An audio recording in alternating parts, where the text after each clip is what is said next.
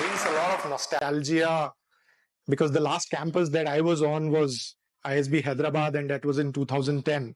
So it's been some time since I got as lively as this gang is today here. So it's definitely a sort of great feeling to be here, and they were kind enough to introduce me as Amit Kumar. But I can tell you that most of my friends do not know me by that name.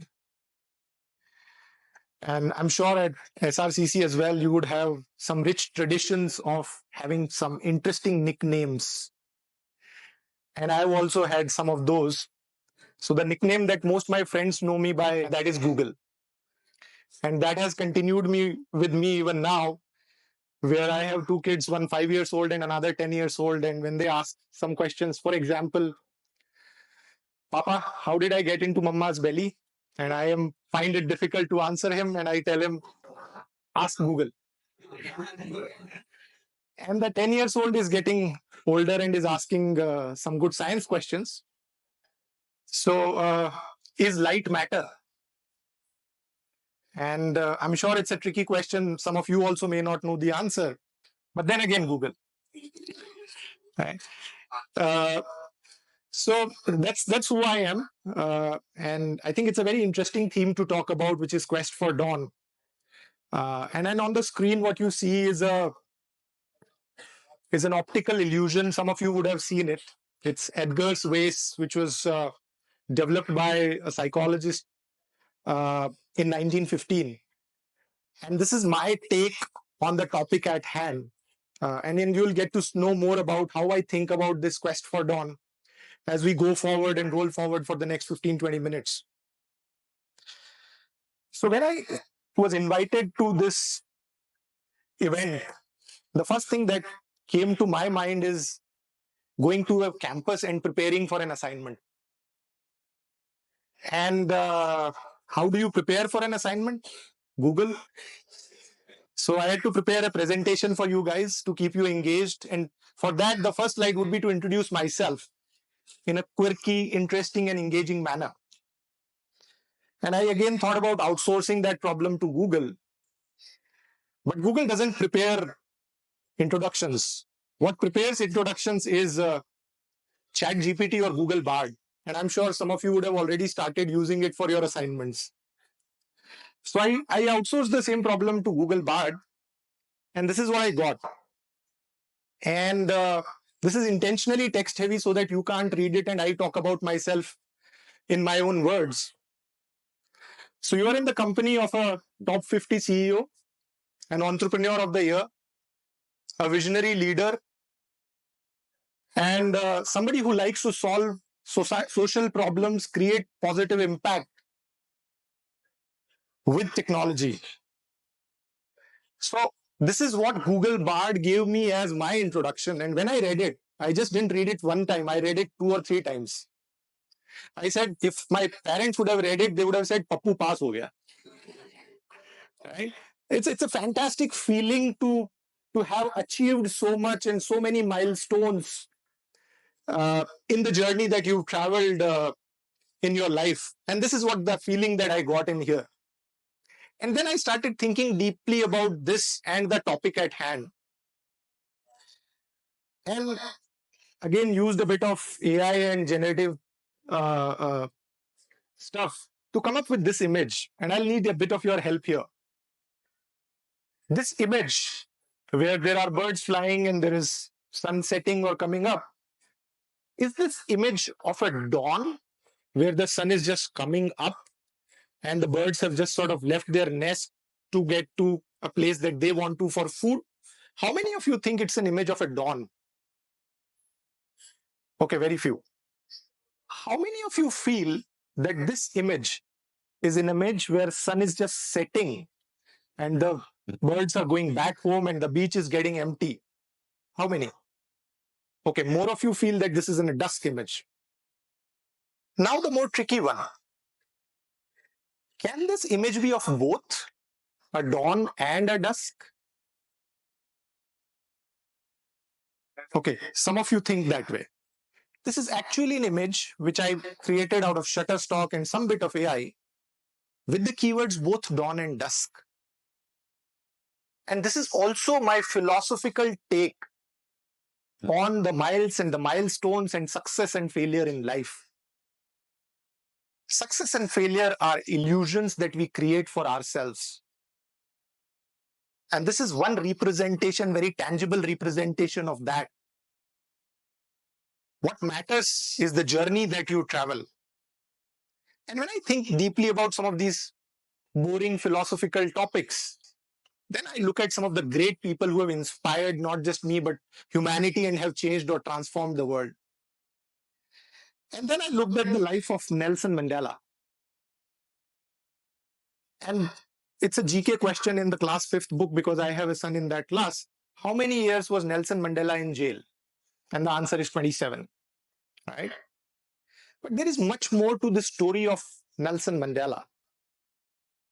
His fight against apartheid, a regime which used to classify a country of 10 million people into 4 categories: white, Indians, coloreds, and blacks. It started in the 1950s, where he was a part of a party called African National Congress. In 1955, Nelson Mandela and his party released a manifesto called the Freedom Manifesto. The fight turned bad in 1960 when the regime went aggressive. The party was banned, and there were some massacres like the Jallianwala Bagh in South Africa, where 69 unarmed people were killed. And in 1962, Nelson Mandela was imprisoned. He was in prison till 1990. And we believe, or we are made to believe, that the game-changing moment in the lives of South Africans and Nelson Mandela was when he was released out of the prison. But when you start digging deeper into what he did after 1990, it becomes more interesting. He continued negotiating with the apartheid regime. And in 1994, the first elections of South Africa were held, and he was elected the president. He was the president till 1999, continued to work hard.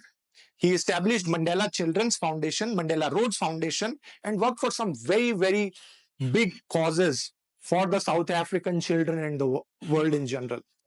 He was alive till 2013 and working really hard. The big point that I want to tell you is that while we know the milestone of 1990, there is a lot more to the journey of Nelson Mandela that we generally don't remember. And it's an opportune day to talk about milestones because yesterday only, Chandrayaan-3 landed on the south pole of Moon. And today we might have some more history if Ramesh Babu Pragnananda is able to do a magic or continue to weave his magic in Baku in Azerbaijan.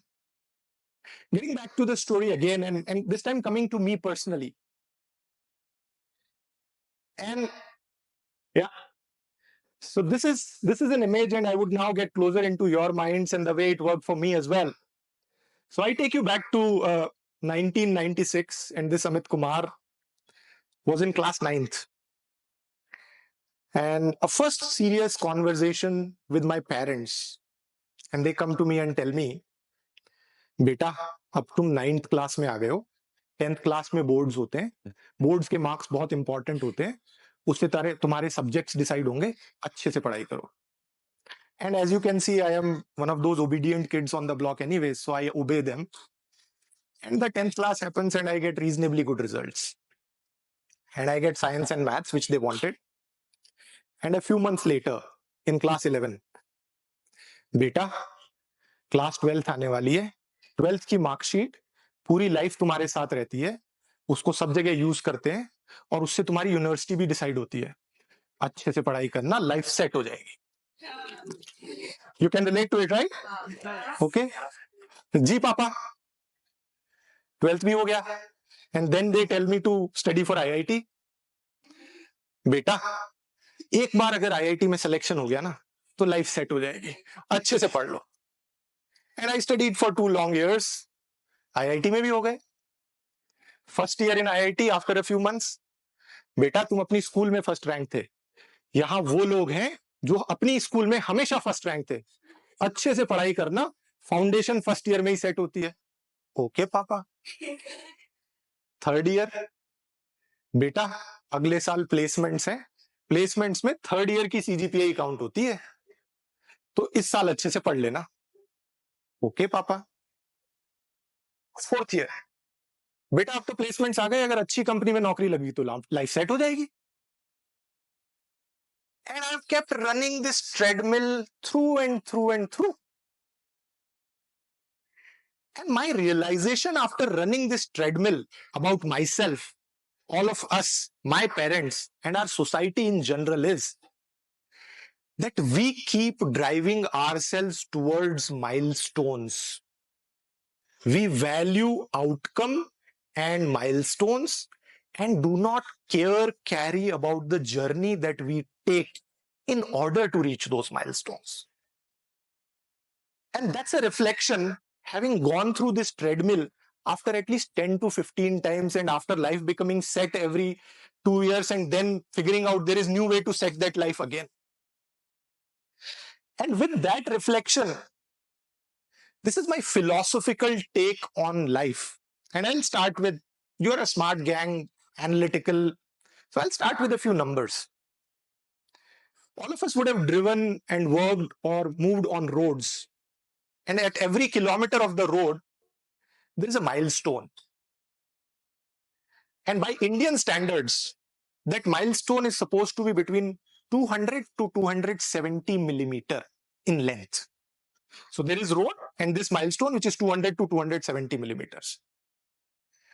Now, the way we are running this treadmill is that we run 1 kilometer, which is equivalent to 1,000,000 millimeters, for that 200 to 270 millimeters. And then we come back and move for another kilometer. And this is what is driving me nuts. This is actually what is creating the quest for dawn. Because dawn is what seems to matter to everyone, not the journey. We forget that ISRO has been working for last few decades to reach where it has. We forget the failure of Chandrayaan-2 and what it taught ISRO so that Chandrayaan-3 becomes successful. Let me talk about a failure of mine to illustrate that. When I was getting out of the campus in 2006,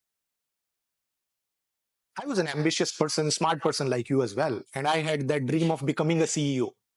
Some of you might have the dream of becoming an iBanker. You are in SRCC, and some consultants, and some of you would want to become entrepreneurs by 25 years, building your unicorns, etc. So my dream was, I want to become a CEO.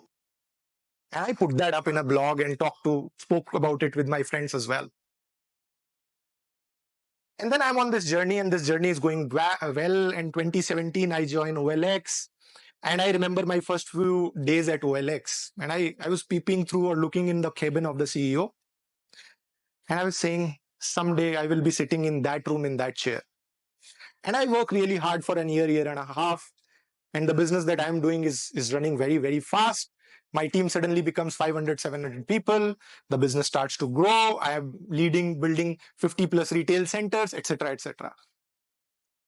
And suddenly one day, my manager, who's the CEO of the company, comes to me and says, Amit, you're doing very well and your business is growing really fast.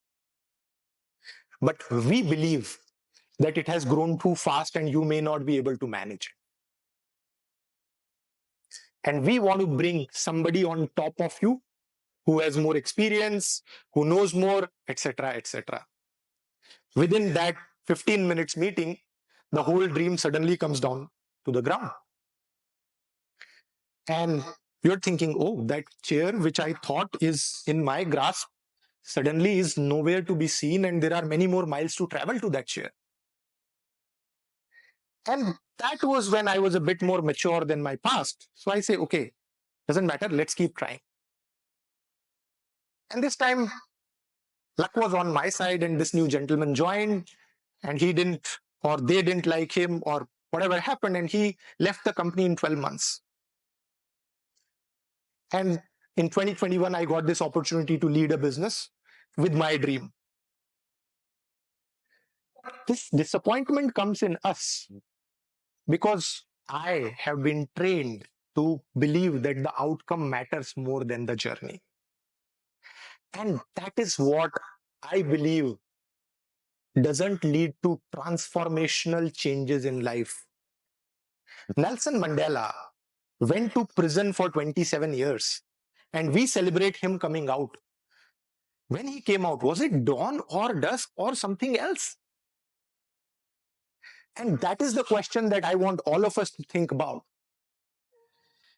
My way of looking and answering that question and building great changes in me and this gang of people and everyone is to look at the Indian philosophy and the Gita.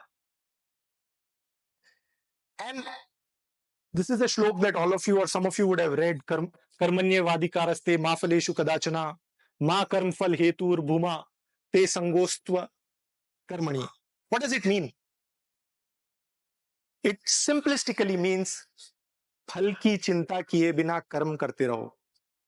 When you are not weighing or making that 200 millimeters more important than the journey of 1,000,000 millimeters, that is when transformational change comes in. That is when big things change. And that is when you are satisfied inside your heart and thinking, yes, I'm doing the right thing. This is the philosophy that Hinduism says. This is the philosophy that you hear in Islam, where there's a concept of Nia, there is Buddhism, there is Christianity.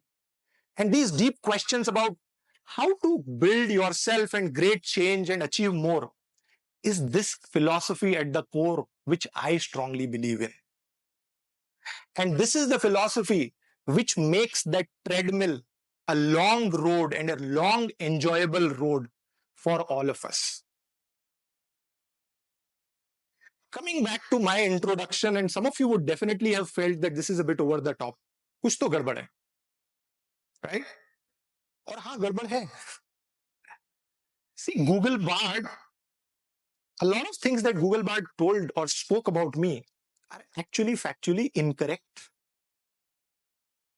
For example, I am yet to receive the top 50 CEO of the Year award, the Entrepreneur of the Year award, and I have never worked at Hindustan Unilever. In fact, at the campus placement process, I only made it to the GD stage or the group discussion stage.